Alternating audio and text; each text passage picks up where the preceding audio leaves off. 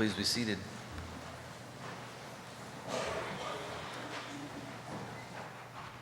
Let's just take a quick moment and pray. Father, as we look to the life of Abraham, may you shine lights inside our own souls, inside our own hearts and minds, that we may identify, that we may be challenged and transformed by your Spirit and through his word. In Jesus' name, amen. So, if you've seen the sign, I like talking about the sign. So Deb was putting the sign up in the rain. So, and she's like the post, male, rain, snow, sleet, hail. She's out there changing the sign. And so she was changing the sign from last week, which was, what was the sign? Does anyone remember the sign last week? What was that? Yes, yeah, from familiar to unknown without a camel. And we were comparing that to the cliche, the saying, up the creek without a paddle. So this week we were looking at changing things about, with this topic, don't throw your spouse under the chariot, which we're comparing it to the modern day, don't throw them under the bus. That's a really common, popular thing. So Deb was out there with the stand up, with the rain coming down on the glass and changing and someone from across the street, hollers over to her because she had gotten to the place of replacing everything except the camel. So camel was still there, so they were saying, don't throw your spouse under the camel. And so, but they were intrigued enough to be engaged and just said, don't throw your spouse under the camel. And Deb said, no, it's just finished. She's like Vanna White out there with the letters, and she hollered over, no, chariot. And he went, gave her the thumbs up. So people are paying attention to the sign. And just a reminder, that's an opportunity for you to mention something to somebody, especially if they mention something about it, to invite them. The idea of the sign and the idea of putting things up is to use curiosity creatively and not be cheesy. And so if I get cheesy and corny or whatever, you got to tell me, leave the sign alone. What's that? I'm fired. Misuse of a sign. So today, don't throw your spouse under the chariot. And you know what? There are a lot of things on the internet about throwing people under the bus. There's YouTube videos, there's everything else. But I did a specific search on Google, and this is what I searched for. When your husband constantly throws you under the bus. So that's what I searched for, when your husband constantly throws you under the bus. It generated, might not see that, but it generated 10,200,000 hits. Now, it's not that exact phrase. I didn't put quotes on it, but enough that Google is saying when you search the internet that it's pretty popular for a wife to think that her husband throws her under the bus. So I thought, well, fair play. I started searching to find, about, what if I switch things around when your wife constantly throws you under the bus? What do you think I discovered? Everybody was afraid to write anything. Then there was basically no difference. They all came up with the same ones, which were all advice about men throwing their wives under the bus. Advice on how to cope when your husband throws you under the bus. The man I love consistently throws me under the bus. Came up with the same thing.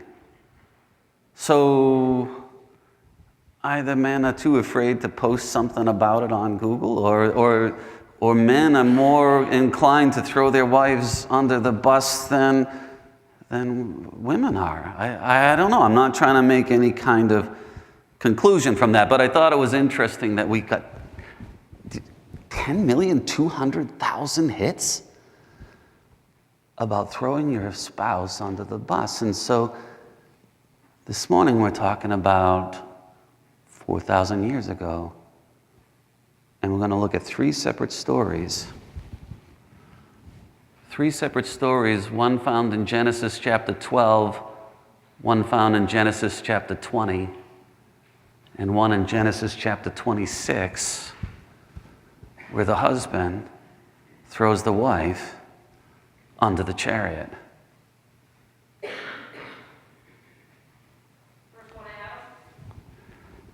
Nope, but I absolutely was going to talk about that, but I will right now, because Adam was the first one to throw someone under the bus. Adam threw Eve right under the bus, Who, the woman you gave me to eat, and boom, right there. I don't think there was a chariot around at that point, though. Threw her under the, tree, fig leaf, I don't know, but yes, it's something that's been going on, and that's not at all to say that women do not throw their husbands under the bus, and it's not to say that people don't throw other people under the bus. I think there's a reason why that phrase is so popular, isn't it? So let's look at these three stories and see what we can pull out of them. And again, we're talking about the God of Abraham, Isaac, and Jacob. We're looking at what was Abraham's experience with God? How did he interact with God? Let's get inside of Abraham's mindset, and then let's walk from Abraham into his son Isaac and into his son Isaac's son Jacob's life, and let's get to understand them a little bit. So here we are in Genesis. This is the whole of what we're reading from chapter 12, but I'll make the font bigger, obviously. I like you to see the size of what we're looking at. I think that's an important aspect for you to grasp onto things. And there's a Bible in the pews. You can turn to Genesis chapter 12. We're going to sit here for a little bit. So let's look at Genesis chapter 12 and what goes on here. So where we left off last week, let's just catch up a little bit. Where we left off last week is that God speaks to Abraham in the Persian Gulf or up in Haran. We're not quite sure where that was. We talked about that. But God speaks to Abraham and tells him to go to a land that I will show you. And Abraham doesn't understand where he's going, but he picks up and he follows. And we left it last week by kind of saying, wow, that's faith. That's faith in following God and moving in the direction that God tells you. And we kind of held Abraham up and we said, this is a model that we can be following, to follow God when he calls us, to follow his lead. And so we follow Abraham as an example. But today we're going to find that maybe Abraham wasn't the best example. And so here we are. Abraham is traveling and he ends up, there was a famine in the land, and Abram, want to make sure I say that too, because I didn't last week, and I was talking with my son David about the sermon afterwards, and he just said, I just want to make sure, Abram and Abraham, same person, right? Yes. So when you see Abram, as you see it here, Abram, and Abraham, it's the same person. His name gets changed in a little while to Abraham. He's more known as Abraham. The same with Abraham's wife. Sarai becomes Sarah, same person. So if I say Sarai or Abram or Abraham or Sarah, know that I'm talking about the same two individuals, okay? So there's a famine in the land, and Abram went down to Egypt to live there for a while because the famine was severe. So right away, we're running into this, wait a minute. So God said, go to this land that I'm going to show you, and then Abraham takes a detour and goes somewhere else because there's a famine in the land and it was severe. And so we're starting to question Abraham's faith right here.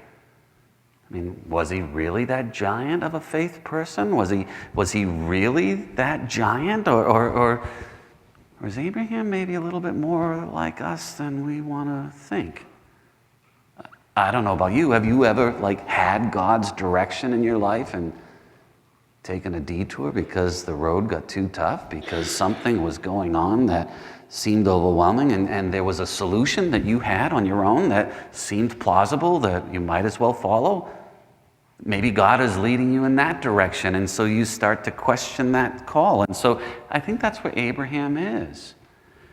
The famine is severe. Think about not eating and not having crops grow. You can read the writing on the wall.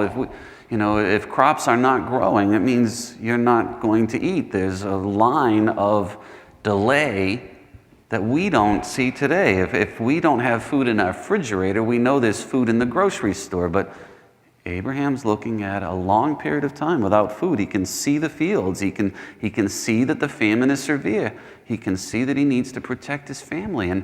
And God's promise that he's going to bless him so that he can bless others starts to fade. Has that ever happened to you? Or am I the only one? So Abraham moves on to Egypt because the famine was severe. As he was about to enter Egypt, he said to his wife, Sarah, same thing. He said to his wife, I want you to just take these words in. I know what a beautiful woman you are. That's romantic. For a husband to recognize how beautiful their wife is, it's just like, that's what it's all about. That's marriage. Those kind of compliments. I know what a beautiful woman you are. When the Egyptians see you, they'll say, this is his wife. Then they'll kill me, but they'll let you live. Who's Abraham thinking about right now? He's about to throw the wife under the chariot. Say this. Say this to them. Here's an idea. Say this. Say that you're my sister. It's true. Follow the genealogy. Same father, different mothers.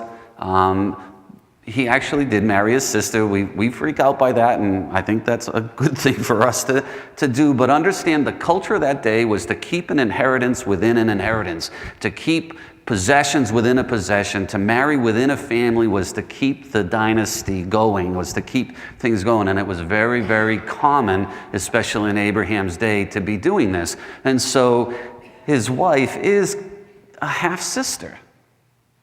So he tells a half-truth.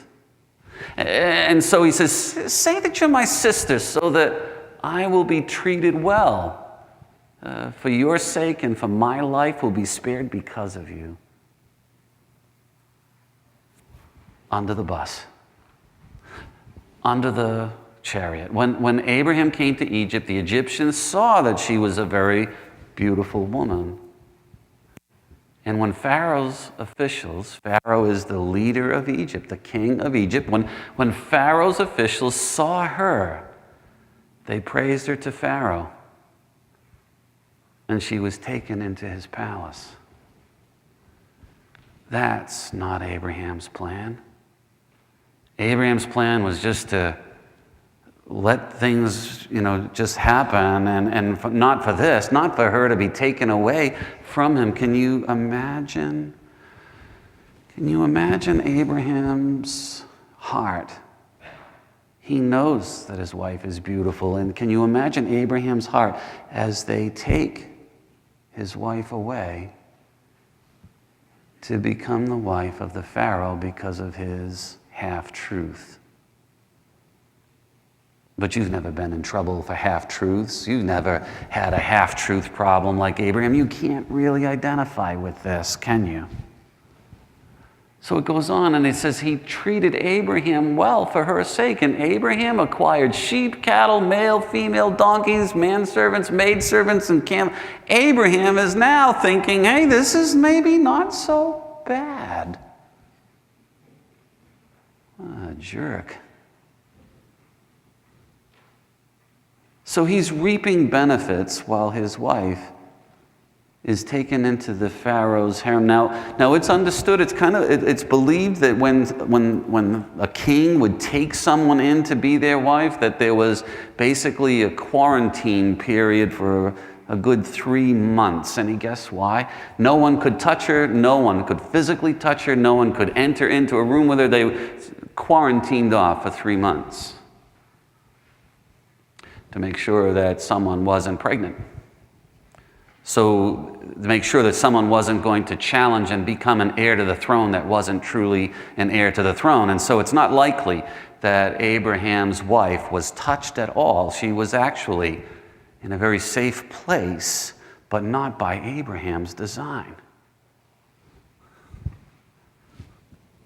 So Abraham is benefiting, but the Lord inflicted serious diseases on Pharaoh and his household because Abraham's wife Sarai. So Pharaoh summoned Abraham, and we don't know how he concluded, but my guess is everyone in Pharaoh's household, everyone in the chamber of the Pharaoh, every woman that was connected to the Pharaoh was all inflicted with something. I don't know what it was, but there was probably one who wasn't. That Sarah is just there waiting without any kind of illness at all. And so it came pretty quickly to the Pharaoh, what's going on with this person, Sarah? What's going on with her? And then he summons Abraham, and he said, what have you done to me? Why didn't you tell me she was your wife? Why did you say she's my sister so that I took her to be my wife? Now then, here is your wife. Take her and go. And Pharaoh gave orders about Abraham to his men, and they sent him on his way with his wife and everything he had. So Abraham gets kicked out of Egypt. Possible sermon topic was walk like an Egyptian. But that was corny, so we didn't go there. So Abraham, all of his possessions and everything else, he's kicked out of Egypt. Abraham threw his wife under the chariot. So what we find after that, and I'm going to jump some forward, but what we find after that is Abraham and Lot, his nephew, they grow in possessions and they separate out because the land can't sustain both families. And so Lot chooses an area to go, and Abraham stays in the Canaan area, which is where his inheritance, where God told him to be. So Abraham is in the right place. And then Lot gets kidnapped. And this stuff is an epic, really.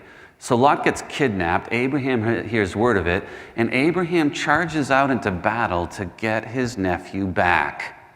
And he does. So before we think that Abraham is some kind of a cowardice, kind of a wimp or whatever, that's not true either, because Abraham goes into battle with the odds against him and gets his nephew back. So Abraham's not afraid, to enter into a situation where he might die. But he threw his wife under the bus, right under the chariot. So then we find in chapter 15 of Genesis that God makes a covenant with Abraham, and we have to scratch our heads and think, why? Pick someone else. You got a wrong, you hired the wrong person, and yet God sticks with him. And then we find Hagar and Ishmael. So if you think that Abraham only makes bad decisions, Sarah is still not able to give a child. They've been promised a child, and they begin to think, maybe God is telling us that you should sleep with your servant and have a child through your servant instead of through me. And so there's a son born, Ishmael, but it's not through Sarah, and it's not what God had planned. And now there's tension and obstacles and things going on, and Abraham's really pretty dysfunctional. His whole family, pretty dysfunctional. And then God gives the covenant of circumcision to Abraham in chapter 17. In chapter 19, they're visited by 3 visitors, and they're told that this time next year, Sarah, your wife Sarah, will give birth. Will give birth this time next year. Very emphatically stated. Sarah laughs and thinks, will God give me a child now in my old age, after, passing beyond birthing time frames? Sarah is already, going through the hot flashes and all of that. Sometimes, sometimes at home we don't need to turn the heat on. So Sarah has gone through all of this. Yeah, that was a compliment. We're saving energy. And then Lot and his daughters, there's a story in chapter 19 about Lot and his daughters and what they end up doing, because Lot, it's another dysfunctional thing.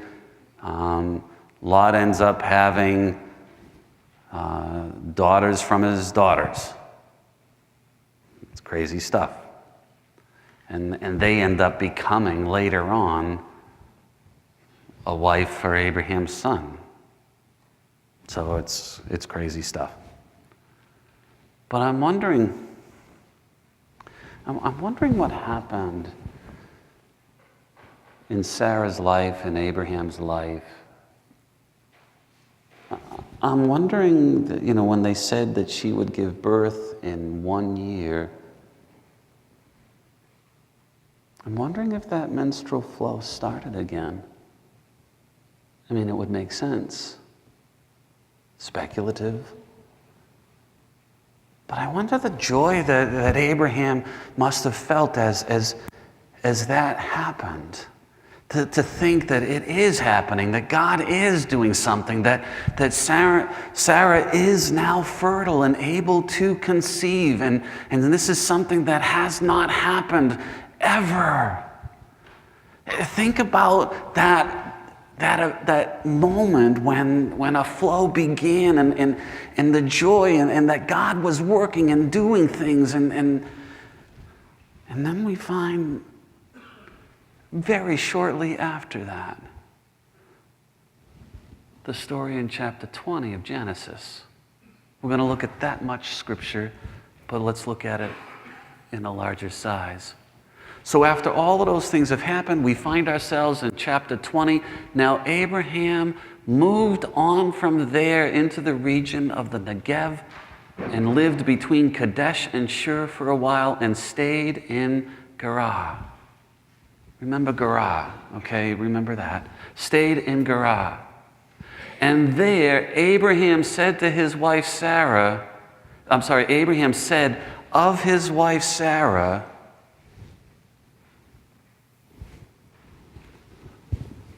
she's my sister. I guess not. She's my sister. That's what he goes into this land and he says, hello, I'm Abraham. This is my sister, Sarah. Onto the chariot. But God came, we'll go back then. Then Abimelech, king of Gerar, sent for Sarah and took her. And now Abraham is like, he's got to be thinking, he's got to be like hitting his head on the wall saying, what were you thinking? What were you thinking? It's happening again. What was he thinking?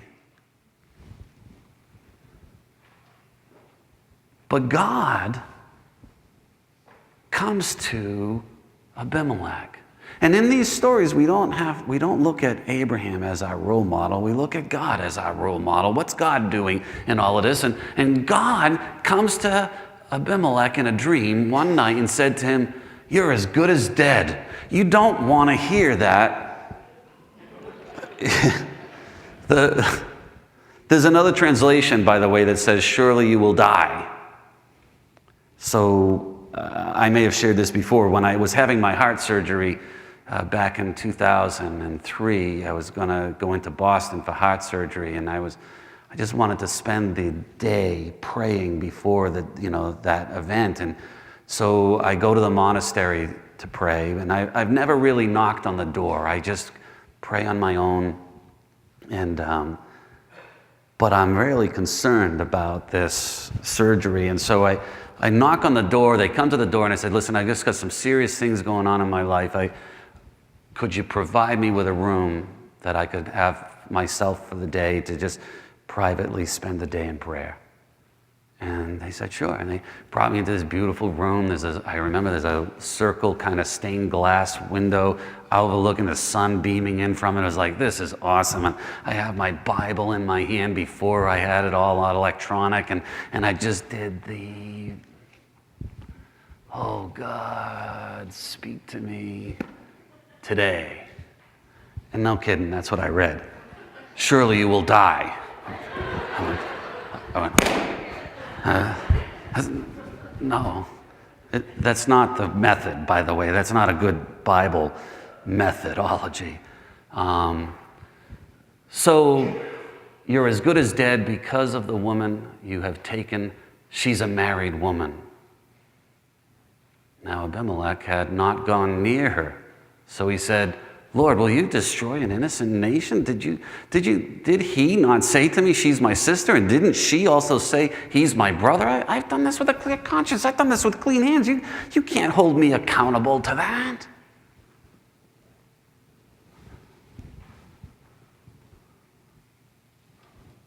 And God said to him in the dream, yes, I know you did this with a clear conscience. And so I've kept you from sinning against me. This is why I did not let you touch her. Now return the man's wife, for he is a prophet.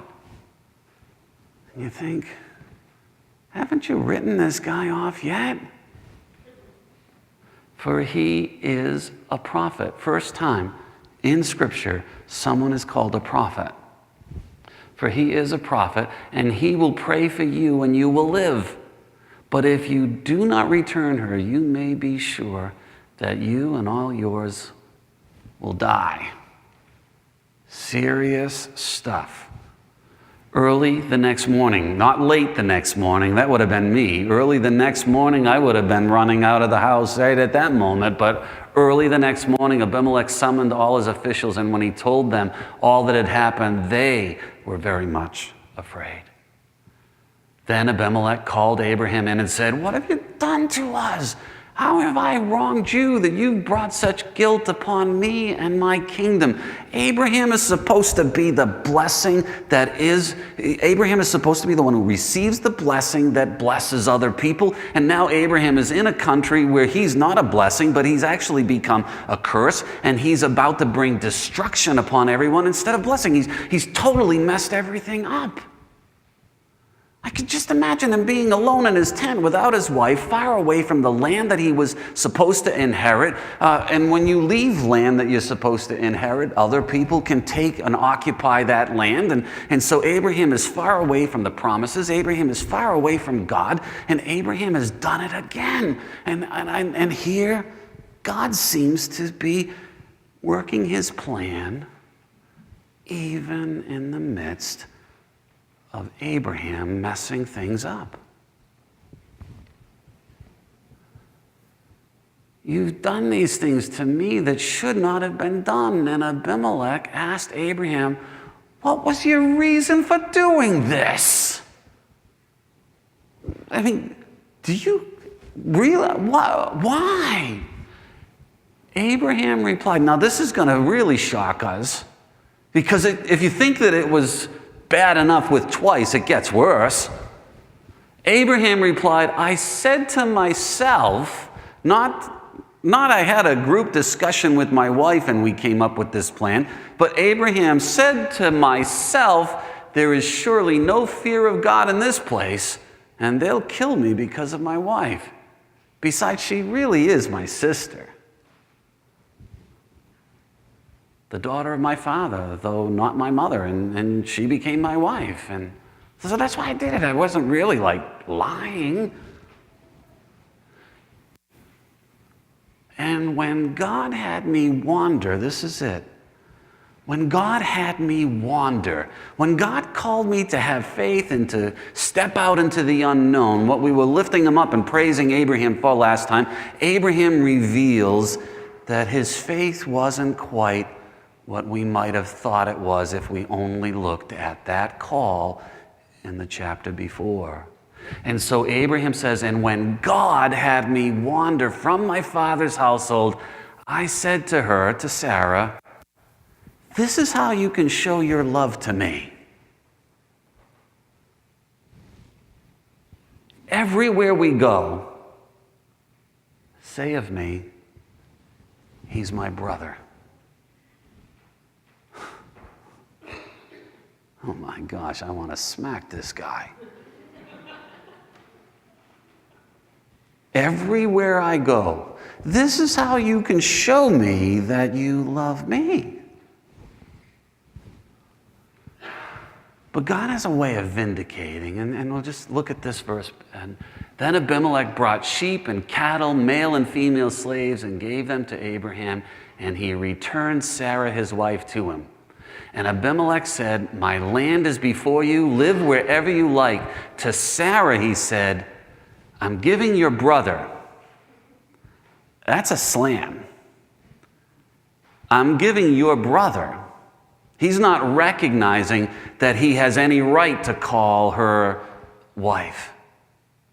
And so Abimelech says, I'm giving your brother 1,000 shekels of silver. This is to cover the offense against you before all who are with you. You are completely vindicated. Stand up, guy. And my thinking when I'm reading this is, take Abimelech. He's got a better resume. He's got integrity. Take him. Then Abraham prayed to God, and God healed Abimelech. Why did Abraham get this place in the story to pray for him? Are you kidding me? I think Abimelech should be praying for Abraham. But God is good on his promises even when we're not. And God said that I will bless you and you will bless others. And so God is faithful to what he said he was going to do. It emphatically said when we looked at his call, I will, I will, I will. And so God is saying, you are going to be a blessing to Abimelech. Must have been an awkward prayer. I sure would have been uncomfortable. Then Abraham prayed to God, and God healed Abimelech, his wife, and his slave girls so that they could have children again. For the Lord had closed up every womb in Abimelech's household because of Abraham's wife, Sarah. Okay.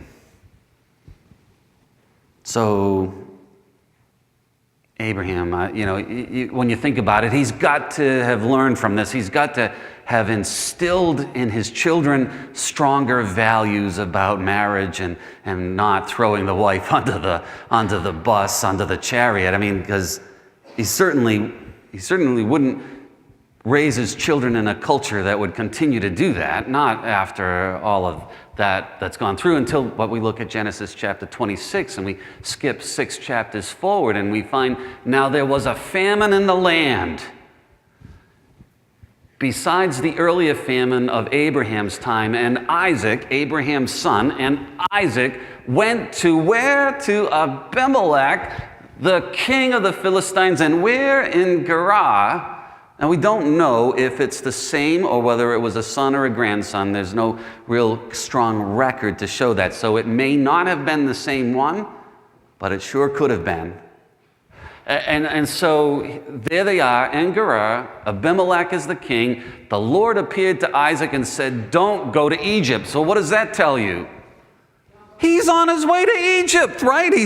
Abraham went to Egypt. It was a total disaster. It was a mistake. You would think that he would have said to his son, hey, there's where I messed up in my life, and don't follow the same thing. And here they are. Isaac is going to Egypt. And God says, don't go to Egypt. Don't go to Egypt. Live in the land where I tell you to live. Little McFly.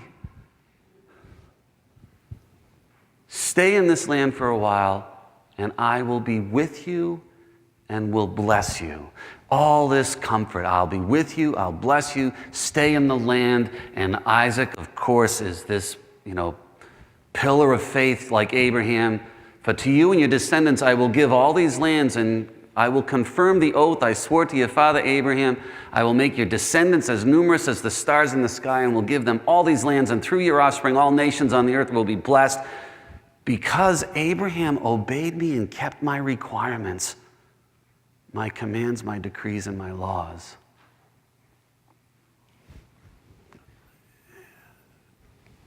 It seems as though Abraham has a relationship with God that is irrevocable, that can withstand any damage that Abraham can throw at it, and it baffles me. And yet,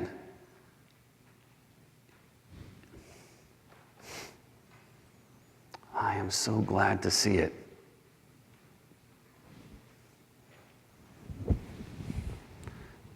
Because I'm no different than Abraham.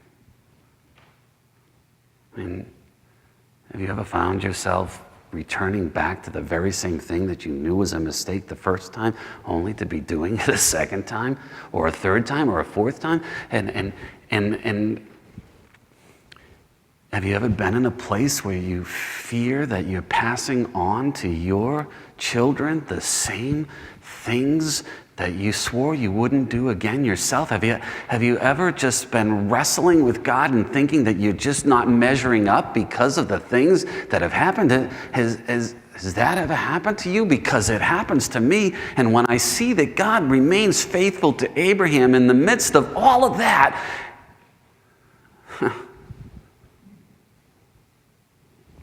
then when he called me into a land that he will show me, when he called me into a place in eternity, called me on a quest to bring others to be a blessing so that others would be a blessing, that must mean and ring true to me and to you and to you and to you and to all of us as a body. He's faithful. So Isaac stayed in Gerar. When the men of that place asked him about his wife, he said,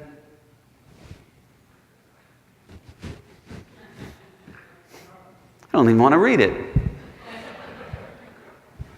He said those words because he was afraid to say, she's my wife. He thought the men of this place might kill me on account of Rebekah because she's beautiful.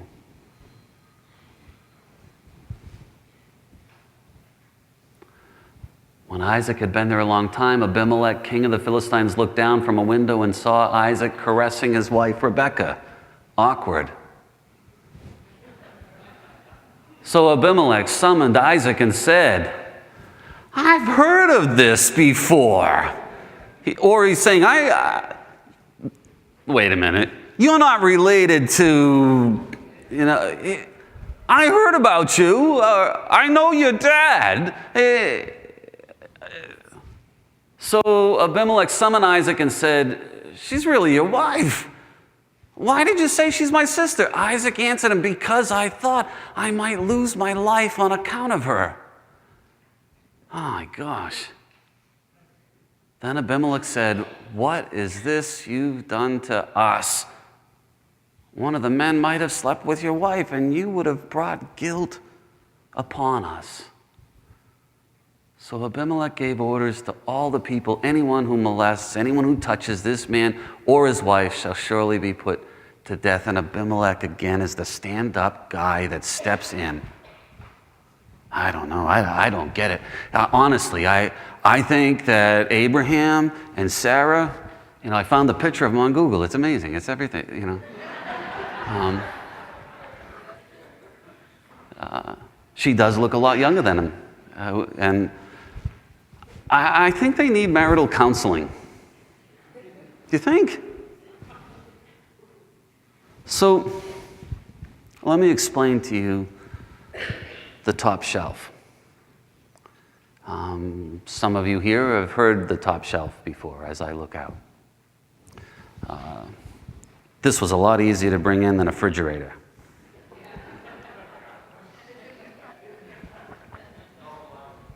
No light on it, though. Okay, so So here's the best thing that I can say as far as a marriage and the way a husband and a wife should see each other, should treat each other. And I just call it top shelf theology.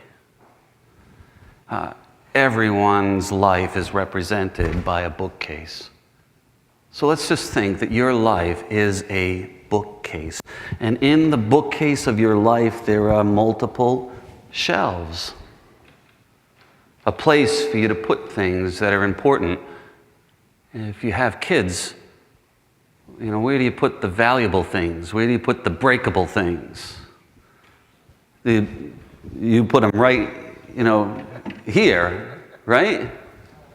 No, where would you put? The top shelf. You put your valuables on the top shelf. Well, if there are things in your life that you put on the bookshelf, it doesn't kind of really matter. It's your choice where you put things on the bookshelf. If your career, your job, you want to put that on the bookshelf there, that's great. If you want to put your car or your toys or the things that are important to you, you can put them on the shelf pretty much anywhere where you want. That's your choice. But there's this top shelf. There's a top shelf that is reserved for one person only. One. And that's your spouse. Now you might be thinking, well, I'm not married yet, so what do I do with my top shelf? You wait for the book to put on your top shelf. And nobody else gets that top shelf. That's reserved for your relationship that you may have someday with your spouse. Now, I put this here for a reason.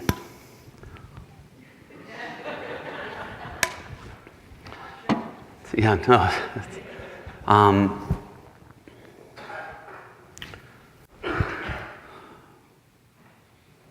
This is where Annie and I sit on this shelf. I'll just share with you my bookcase. Annie and I are on this shelf, and no one else is on this shelf. No one. My kids are all on this shelf, and my ministry is on this shelf.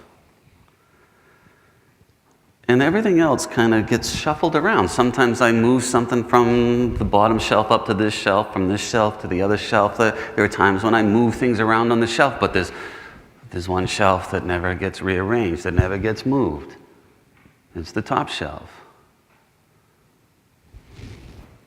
That top shelf is reserved for your marriage. And you might be saying, well, what about God? Isn't God the top shelf? I just didn't bring my control from here.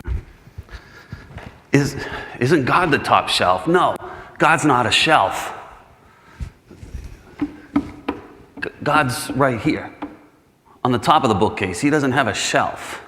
We don't put God on a shelf. He's what holds the bookcase together.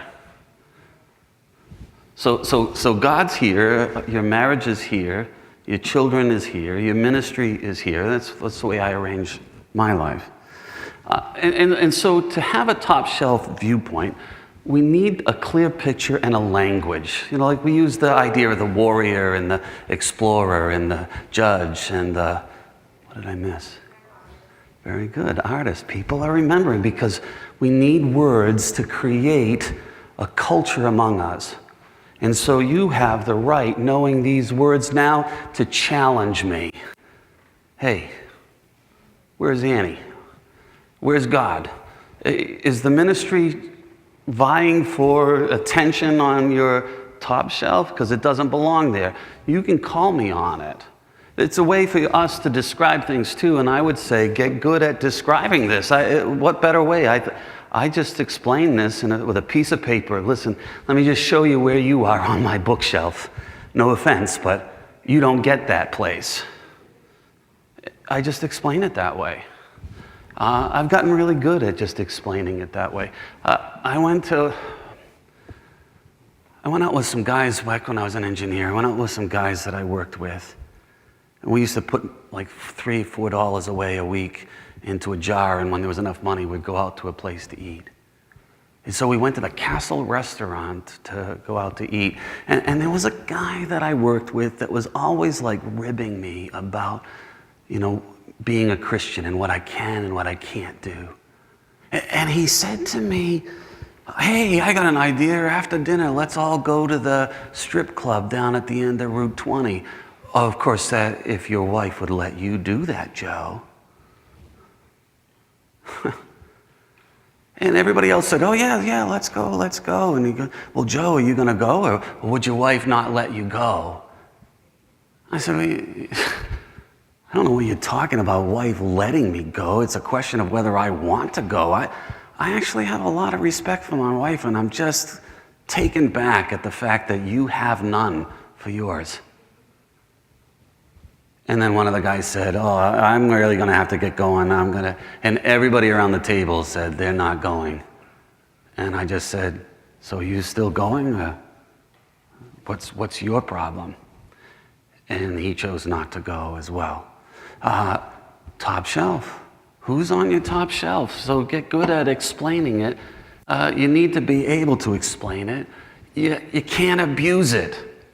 Abraham was abusing it. He said, "This is a way that you can show me that you love me." That's not top shelf. Top shelf doesn't make someone else become the top shelf so that you can put your spouse on a different shelf. The top shelf, you sacrifice, but you never take someone off the shelf and put them on a different shelf. You can't abuse that privilege. I see that far too often. And, well, I guess you got to focus on that one because that's important. It's not changing. All right. Now it is. No. Okay, so the last line that won't show up is just saying that you need to lovingly hold each other accountable. Annie has the right to say, "I'm not thinking I'm top shelf," and I have the obligation to pay attention. I can say the same thing to Annie. Anyone can say the same thing to us. It's an accountable thing. It's like the warrior, the artist, the explorer. We can ask people to step into their roles and ask them to not be in their role because it's not the right time. This is a language that we're creating. So I really want you to all adopt this language, top shelf. If you're married, I'm going to ask you from time to time, who's on your top shelf? And if you can't answer that squarely, then we need to talk. Who's on your top shelf? You need this language. We need an easy language to just casually hold each other accountable. Abraham did not put Sarah on the top shelf, and he passed it along to Isaac. It's a really good thing that God is faithful. I hope that sinks in deep. God is faithful. Let's pray. Lord, may you always be above our bookshelf. May you help us to know when our bookshelf is messed up. Help us to learn from Abraham what to do and what not to do. Thank you for providing biblical characters on the sideline like Abimelech that sees right from wrong and seeks to vindicate the reputation of another. Lord, may we do the same. May we stand in the gap and vindicate others who have been thrown under the chariot. And may you guide us and, oh gosh, may you change us because we all throw someone under the bus. And ultimately, you threw yourself under the bus for us. And we are grateful. In Jesus' name we thank you. Amen.